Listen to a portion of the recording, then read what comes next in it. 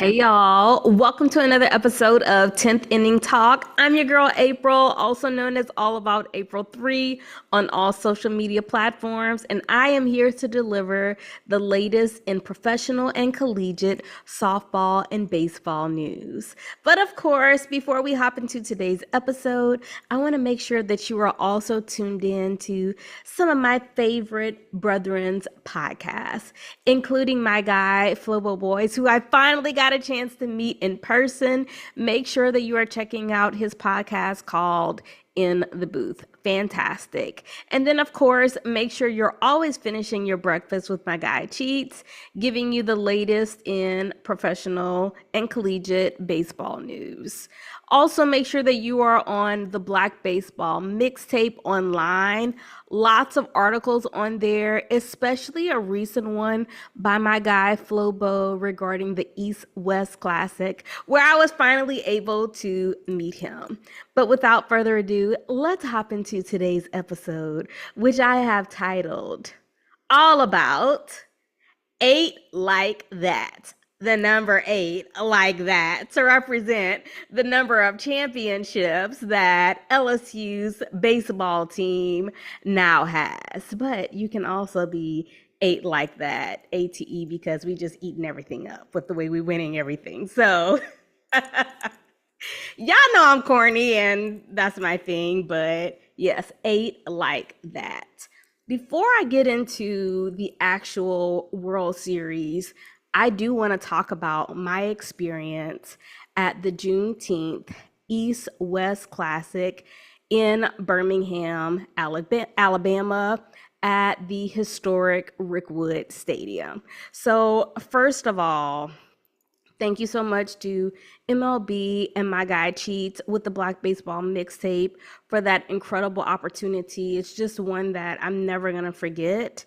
And I actually came down and shed a few tears after it because it definitely is something that is just memorable for multiple reasons that I'm about to get into. And if you've never had a chance to visit Rickwood Stadium, I highly suggest that you do so. So on Wednesday, I flew out to Birmingham. And listen, it had been raining for like 30 plus days in Birmingham. So as my flight is coming in, they're like, oh, we got to circle around because it's a lot of rain. And we're literally circling around for like 45 minutes. So I make it safely, but my Lyft driver tells me that it was like a monsoon. So make it in safely. And for the very first time that night, I got to meet Flobo Boys. And I was just so excited. I had already met Mark Cheats previously at the HBCU Classic in 2024. So this is my second time seeing him. We went out, had dinner, watched some LSU Arkansas, and we just chatted it up, which I felt was such a great thing for us to see where we are with our podcast, how we want to move forward, and so forth. But right when we're leaving the pizza place, it's the 8th inning. And LSU is down, and I'm like, we're gonna play tomorrow. We're gonna play tomorrow. I know we are, and I'm gonna get back to that part. But we get back to the hotel. We decide how we're gonna meet up the next day, and we do. But the game is delayed because it's raining again. And I'm just like, how can this happen? Like, I've looked forward to this for such a long time.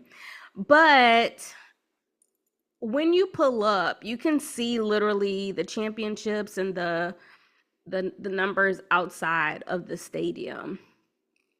But when we go back to the stadium and when you walk in, there is a certain feel that I have. I cannot describe the feeling. It is something that I feel like if you are connected to history, ancestors, your descendants, you're going to know exactly what I'm talking about when you walk into that stadium. And that's exactly how I felt. And so I'm taking it all in. I'm looking around. And one of the things that I love is that Major League Baseball, who did some renovations to this historic stadium, which, by the way, is the oldest baseball stadium currently in the United States. They kept the integrity of the place up. And I just think that that was such a beautiful thing.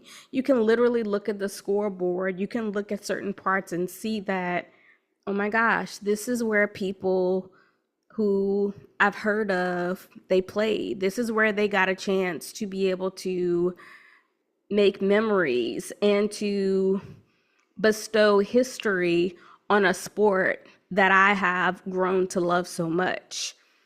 But even more, when it was time for us to go on the field to do media, that is when I got a bit emotional.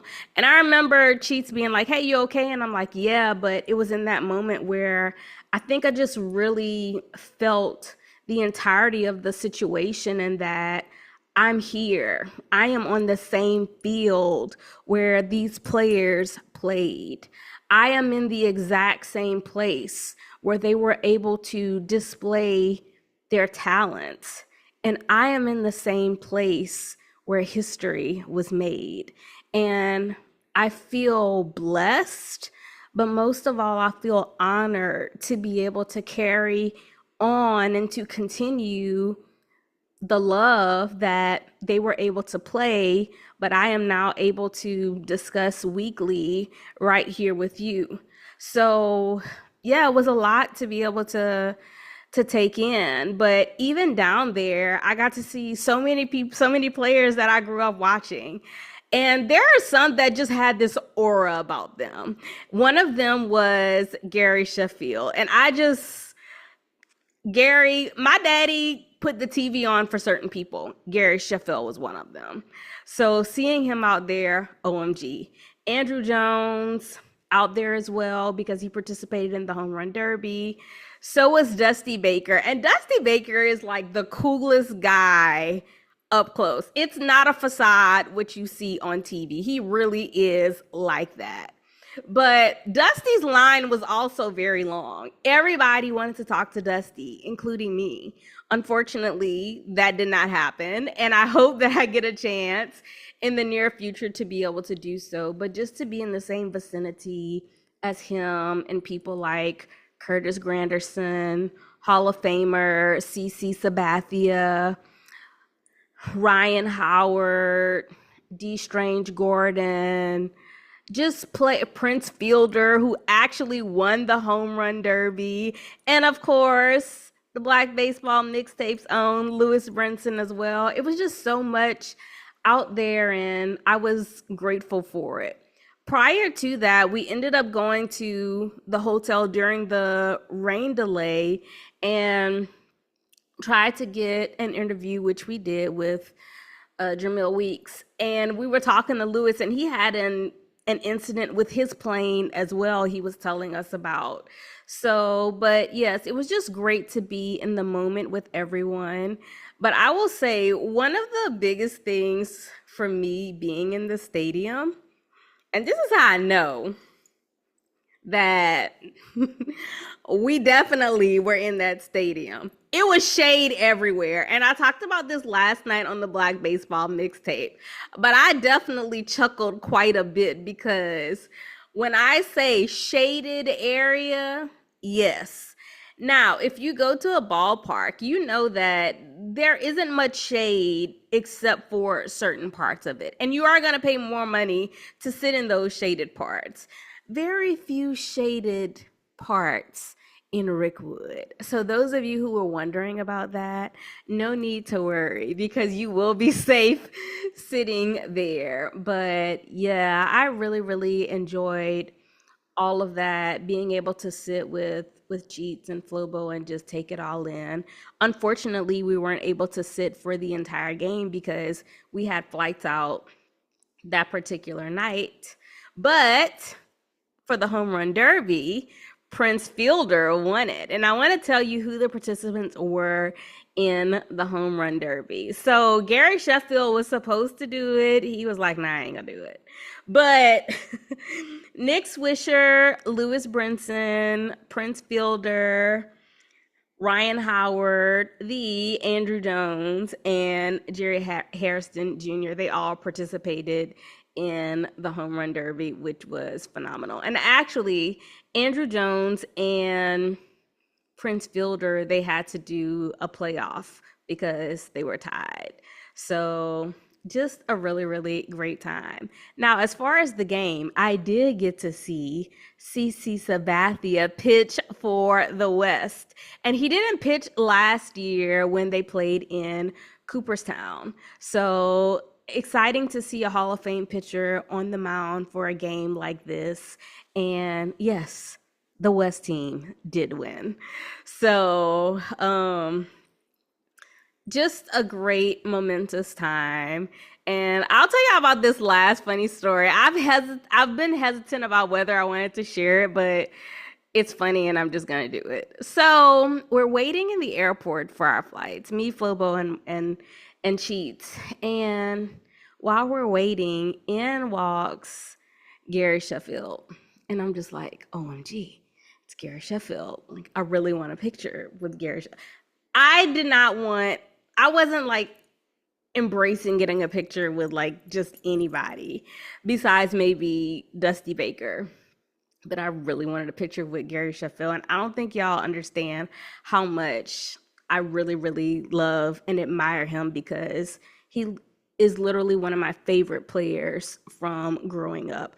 A lot of people, of course, y'all know I love Barry Bonds, but right behind Barry Bonds for me is like Gary Sheffield. So I'm like, I want to ask him, but I'm scared. So he's talking to Cheats or whatever, and Cheats is like, hey, let me introduce you to my colleagues. And he's like, and this is Flobo, and this is April. And so he goes, hi, I'm Gary. And I'm like, hi, I'm April. And then I finally realized it, and I'm like, really? Like, you are Gary Sheffield. Are we kidding here right now? So, but it also goes to show you how they lead normal lives like you and I, and it is just an everyday thing. And I really wanted to respect that part of his life as well, because I don't think they get enough of that kind of thing. But at the same time, I do think it's important for us to give them their flowers while they are here, which leads me to Flobo's article and why I think you absolutely should read it.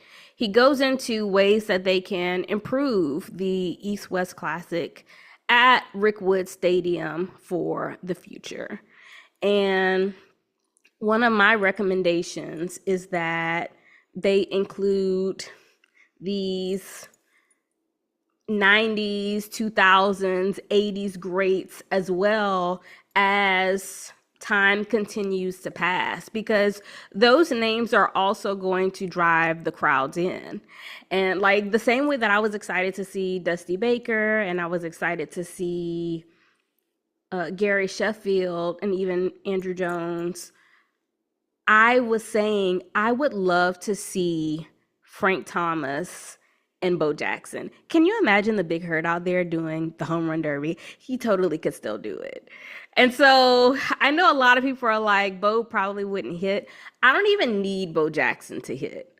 I just need him to be physically present so we can honor his legacy while he was here. Because my students, when I talk about him to them, they don't know who he is. And I'm like, how do you not know Bo Jackson? Like the Bo Jackson? Bo knows. Bo Jackson, who double sport athlete, and even Deion Sanders. Someone mentioned that on the mixtape last night. So there are just so many things that I think we should do. But as far as continuing the legacy of Rickwood, I do think it's important that we carry it on through the people who are still physically present and allowing them to see and know that we love and honor them as they are right now.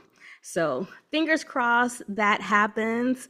And I literally just saw CC Sabathia talking about how can't wait to do it again next year. So hopefully you will be at Rickwood next year, and hopefully you will either be in your Sunday's best or dressed as your favorite MLB player or maybe your favorite Negro League player. Keep that in tune as well. Just a great moment for all of us. And once again, thank you to Cheats and MLB for the opportunity. Just a great time for all of us. So, as previously mentioned, while I was there, while we were at dinner, LSU and Arkansas were playing in the semifinals, and the restaurant was closing down, so we had to leave. Now, knowing me, I left my TV on ESPN because I was like, I am not trying to look for this whenever I come back. I walked back into my hotel room, and the score is 5-5 at the bottom of the ninth. And I am like, what in the world? What has happened? And so as I'm in, I see Bear Jones, Jared Bear Jones, the first baseman for LSU, walk to the plate. And I pick up my phone because I just know that something incredible is going to happen. And he hits a walk-off single. Actually, the ball hits the second baseman's glove and goes over into center field. And boom, Luis Hernandez, the catcher for LSU, runs in and scores the winning run. And I am besides myself, y'all. I was actually kind of scared that the hotel staff was going to come and knock on my door because that's how much I was screaming. But OMG, LSU wins and they are headed to the finals of the Men's College World Series. What a time to be alive. But you know, sometimes it's just your moment. And there were so many times and things that led LSU to that particular moment. And I'm glad, of course, to be an alum, but to be able to witness those moments happen as well. So here we are, Coastal Carolina versus LSU in the finals of the Men's College World Series. And of course, they're doing press. And they ask the Coastal Carolina players, so what do you think about LSU? What do you think about the Tigers?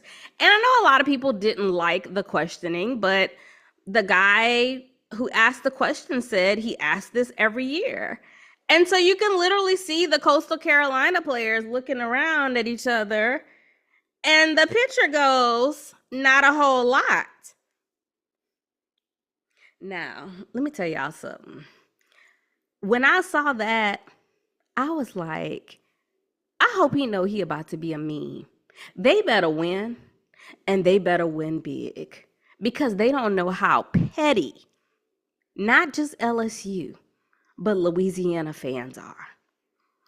And so I was like, One of the other players tried to clean it up a little bit, but the words were already said, boo. So that is living rent-free in the back of my mind, by the way. But game one happens and Cade Anderson takes the mound, and he just does an absolutely phenomenal job. He actually has a complete game with 10 strikeouts. Now, prior to this game, it's already been worded. People are saying that Cade Anderson will be the number 1 overall pick for the MLB draft. Y'all, that performance right there most likely solidified that, because he was on one. He was in a zone. And I'm so glad that he was, because that also put our bullpen in an incredible position for games 2 and 3. If possible, we needed that. So shout out to Cade Anderson for that. But also, shout out to Michael Braswell, the third baseman for LSU, because he's had some crazy struggles at the plate. And I know a couple of my homeboys would be texting me like, I can't believe he doing all this. Like, I can't believe he's striking out. And I'm like, the glove is elite. Leave him alone. So in this game, he made some incredible plays. And I'm thinking of one where The guy was trying to steal second base and he overruns the bag and tries to get back to it, and Braswell tags him out. Or even Braswell just catching some of the balls, and you're just like, bro, how did you even get to that ball? How did you even make that play? How did you even catch that over your shoulder and then turn around and still get it to Jared Jones in first base? That's why he's in the game. That glove is elite. And so this is where you start seeing people change the momentum, and they like, look, my homie texted me back. He was like, if he's playing like that, he could bat 0-0-0, and I'm totally good with it because the ball is not getting past him. It is like a mountain out there. So yeah, he just did an incredible job. And I also love the fact that the crowd cheered him on as well. So when he went up to bat, they stood up and gave him a standing ovation to encourage him, but to also remind him of his significance to the team. Sometimes we do have moments where our best, it's not there at that time, but it doesn't mean that we give up. And it's good to know that there are people out there who still recognize the best in you, even though you may not be at your best at that particular moment. But he was able to get his hit in game 2, and I was just so happy for him. So yes, congratulations to Michael Braswell for having an incredible World Series and also for winning one. For those of you who forgot, he also was a transfer from the University of South Carolina and originally played shortstop. But one thing about Jay Johnson will let you play where he thinks you will excel best and what is best for the team. And playing as an LSU Tiger, that's just something you're going to have to be ready for. And I love that that is just something how it is, because Stephen Milam actually played second base in 2024 and he moved over to shortstop, with Daniel Dickinson moving to second, and then again Brazzy playing at third. So just some things to keep in mind in regards to this into this LSU team. Now, prior to this game, Coastal Carolina had 26 straight wins. So in this game 1 of the College World Series, they lose 1-0. But that win streak is also gone. So what happens in game 2? Game 2 has Anthony Ianson, also acquired from the transfer portal, on the mound. And he does a phenomenal job, 9 strikeouts, about 6 innings, and then Chase Shores concludes the game. LSU only used 3 pitchers for the College World Series, which was incredible. Now, the talk of game 2 is going to be what happens with Coach Schnall of Coastal Carolina.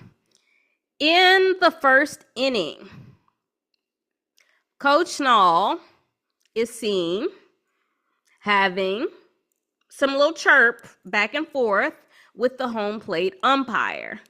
Now, I'm watching it, and I can literally see the umpire doing like this to him. Okay? Like, go back to the dugout. Go back to the dugout. And furthermore, if you know nothing about baseball, y'all, a coach should not come out of that dugout, especially to argue balls and strikes. You cannot argue balls and strikes. I learned that when I played softball years ago. Just not something that you should ever do or something that you should ever consider doing. So he comes out and he's going back and forth with the ump. And the ump is telling him, go back to your dugout. Does he stop? No, absolutely not. In fact, you can see him put up the 3 fingers like, well, you've missed 3 calls. So what do you think that means? You still argue with him about balls and strikes after this happened, the umpire ejects him. And this just sets off a frenzy, because after this, You see the first base coach going back and forth or coming from there. I don't really know what was said because I still don't understand why the first base coach was ejected. Completely understand why Schnall was ejected, but there it is. And I got a lot of DMs from people telling me that they felt that that was just incredibly unfair, and it's not a call that you make in the World Series. Y'all, number one, umpires have been making some extremely questionable calls all year. Softball, baseball, professional, and collegiate. Did you think that they were going to take off of the first inning of the College World Series to appease your feelings? No, they were not. I actually was very disappointed in the coach of Coastal Carolina because when I watched his press conference, he talked about, oh, well, we own it. And the whole time, he didn't own a single thing. But I was also disappointed because you could see his attitude displayed out in full character. And as he was going on and on and on, I just kept thinking, if someone like Deion Sanders had behaved in that way, the media would never let him live it down. In fact, if Deion's players had gone into the media room and answered not much regarding how much you liked another team, we also would be calling them cocky, arrogant, etc. There's no difference. I've actually never seen them behave in that kind of way if we're keeping it 100. But I just felt that it was, the rules. You are not supposed to argue balls and strikes. And you came out of the dugout to do it, which makes it even worse. And I want to read to y'all what the rule book actually says, because people want to go back and forth with me. You can argue with this rule book. Rule 3, game personnel and their duties. Note 2, if a coach leaves the dugout or their position to argue a ball or strike call, including a half swing or hit by pitch, the coach may be ejected without warning. So there were also people like, well, he should have warned him or he didn't give him a warning. He warned him, and that was a courtesy because according to the rule book, he didn't even have to do that. He kept going on. Now let's go back to game 1. That questionable call on Daniel Dickinson, LSU's second baseman. When the ball actually hit him, it was literally a ball. 3-2 call, 3 balls, 2 strikes. He's on first. Coastal Carolina challenges it and says that he leaned into the pitch. Ultimately, they overturn the call. Daniel Dickinson is called out. And Jay Johnson is like, what you mean? And so they're like, this is what the rule is, and that's it. Jay Johnson is like, fine. That's what it is. We're going to play ball. And I watched his press conference, and he was like, it wouldn't have helped my team for me to interact in a way where they needed me. And that is the moment that I think a lot of people are missing. This is one of the biggest games, or the biggest game for you and your team. And you could have been doing this as a moment to try to rile your team up and inspire them. It's not the way. And it's not something, a chance or a risk that you take in those kinds of moments, especially when you know that the rule book says one thing and you're doing something completely different. So yes, I know not everybody is going to agree with me on that, which is why I wanted to read the rule book, but we absolutely have to be aware. And if you are a coach coaching young men or young women, you must be aware, the rule, no arguing balls and strikes. That is a complete no-no. And unfortunately, he's kicked out of the game. And if there would have been a game 3, he would have been out of that game too. Nonetheless, that wasn't needed because LSU won their 8th World Series championship. In fact, this was their 2nd World Series championship of the past 3 years because the University of Tennessee won it last year. Incredible. Jay Johnson hasn't even been here that long, and he's already won 2 championships. People are like, are they the Yankees of the old when the Yankees was beating everybody? Are they the pinnacle of college baseball right now? I don't want to put that out there, because no, y'all also know me. I'm going to brag about it. But do I think LSU is putting themselves as being a top tier program? Yes. And a lot of this also has to do with Scott Woodward, the AD, the athletic director. The moves that he's made in hiring people to lead these programs is just outstanding. You see LSU gymnastics. They were the SEC champions this year. They won the entire gymnastics title last year. We know LSU won in 2023 the women's basketball championship. We made it to regionals this year with softball. So many things are happening in the sports world. We won our bowl game with college football.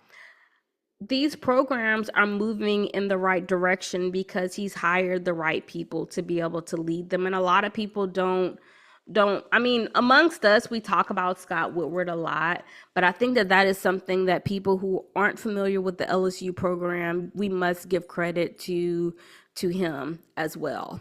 Not only is this LSU's 2nd title within the past 3 years, it is also the 6th straight SEC championship in the College World Series for men. So that cycle continues. Now, if you ask me, who do I think was LSU's biggest challenge? Prior to this, I told people I thought it was going to be LSU or Arkansas who won it all, and I was proven right. LSU, to me, their biggest challenge was Little Rock. Little Rock had them shook in Alex Box Stadium, child.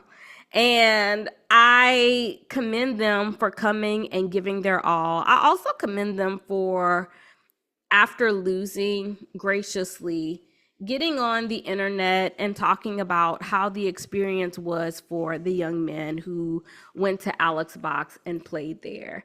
Those are things that I don't think we talk about enough. I remember for the HBCU Classic, I spoke with the Texas Southern coach. And one of the things that he told me was that a lot of these young men, because they were playing at Minute Maid Stadium, currently Dyken Park, he's like, a stadium like this, many of them are never going to play in it. So this is a great moment. And I think that that's something that we have to acknowledge when these teams make it to the College World Series, whether it's softball or for baseball. This is a huge moment for them. And for many of them, this is their last big moment at the collegiate level. So congratulations to them, whether they won the championship or not. You competed on the greatest show on dirt and was able to display your best to so many people. So I'm very, very happy that I was able to witness that. But I'm also happy that there are so many people who are now getting into the college game.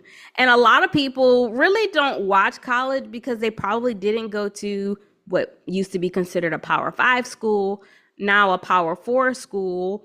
So learning the names of the colleges and the players, it may take a little bit more time, but you're now seeing that the competitive nature, it exists for a reason. Why was Paul Skeens so successful? Why is Christian Moore already playing for the Los Angeles Angels? He's flown straight up the minor leagues and is now playing in the show. All of that matters because they had great, successful collegiate careers, and they're also World Series champions. So if you ever doubted why and if you should be watching, this is your reason and your chance to be able to do so. So, yeah, this is going to conclude both collegiate softball and baseball for 2025. But of course, that does not mean that you still cannot indulge in the AUSL Athletes Unlimited Softball League, or of course, MLB, Major League Baseball, which I'll be here to continue to deliver to you. Let me know who your MLB team is if you haven't already, because a lot of y'all love to tell me or send me a little message about how much you hate my Dodgers. That's not going to change. And have you actually chosen an AUSL team yet? It's okay if you haven't. You got some time. But thank you so much for tuning into 10th Inning Talk. I hope that this episode was great. I really wanted to dive into the logistics of that first inning of Game 2 of the World Series, but I also wanted to really explain to you why the East-West Classic on Juneteenth was also so meaningful to me and something that you should be putting on your calendar for Juneteenth of 2026. Don't forget to check out my homie Flobo Boyce and his podcast In the Booth. Don't forget to finish your breakfast with my guy Cheats on Instagram. And of course, check out the Black Baseball Mixtape online for articles pertaining to baseball. And then don't you ever forget, everyone watches women's sports, but it's a great day to be a baseball and a softball fan. Bye, y'all.